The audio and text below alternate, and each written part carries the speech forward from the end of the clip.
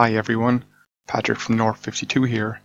In this video, I'm going to demonstrate using a ForEachRecord function using Fetch-XML instead of using a simple findRecords function like the previous video. A findRecords function uses Fetch-XML to build an entity collection. It takes at least one parameter, the name of the Fetch-XML query to be executed. It can also take two additional parameters, true or false to set no lock on or off, and finally a function called setParams, which allows you to inject dynamic values into your Fetch-XML query. We are going to use this to search for a set of failed workflow jobs and then execute these jobs again using the North52 scheduler. We click Settings, N52 Formulas, and then New. We will create a formula of type ProcessGenie on the N52 command entity using the classic editor.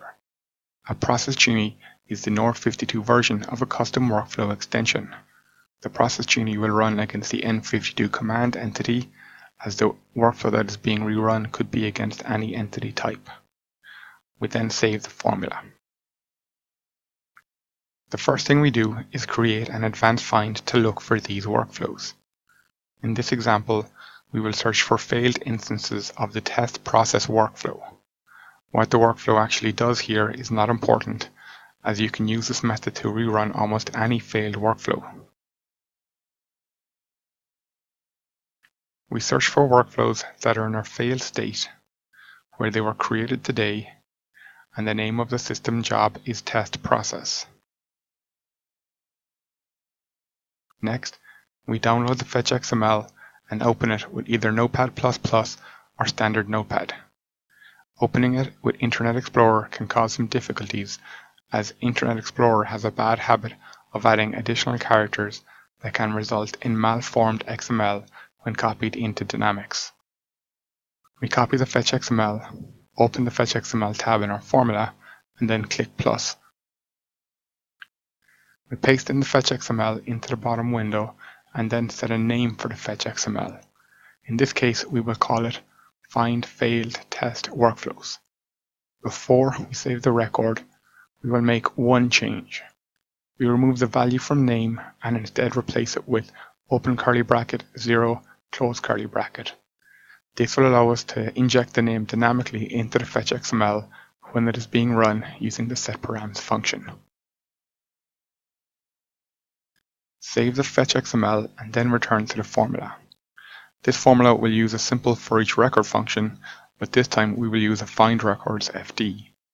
We click on the snippets drop-down and select ForEachRecord.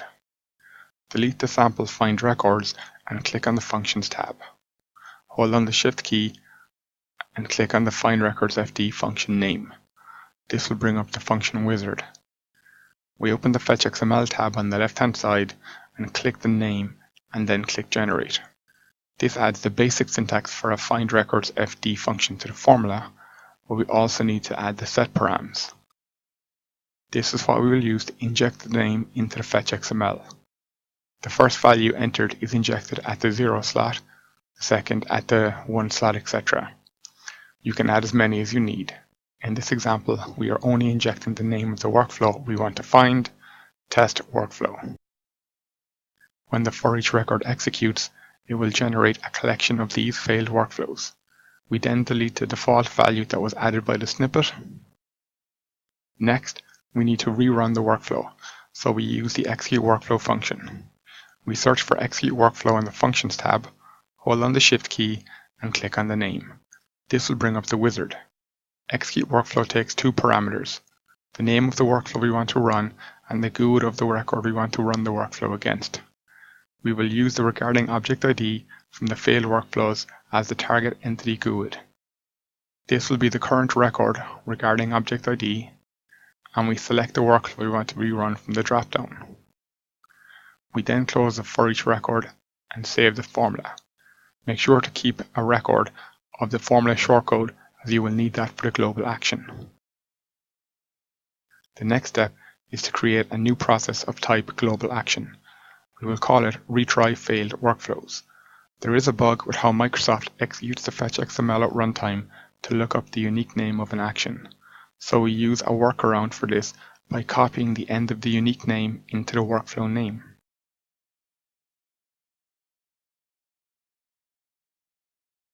We will add just one step to this action, a North52 process genie call.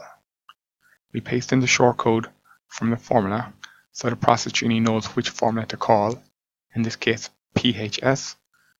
We hit save and then we activate the workflow.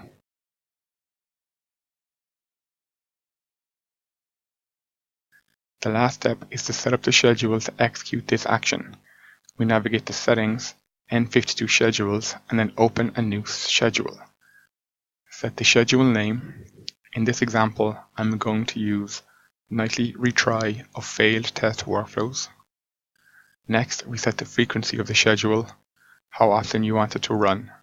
In this example, we are going to use daily. Change the schedule type to Global Action, and then select the process we previously just created. We don't want to execute this during working hours, so we set the start time to be tonight at 11 PM and then click Save.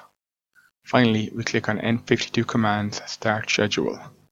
Now, at 11 PM each day, this schedule will trigger the global action Retry Failed Workflows. This will then trigger the formula, which will create the collection of all the failed workflows of that name and then execute them. Thank you for watching. In this video, we covered using Fetch-XML in a ForEachRecord, setting up a process genie, and configuring a basic scheduler. If you have any questions or need any assistance with anything you saw in this video, please contact support@north52.com or visit support.north52.com.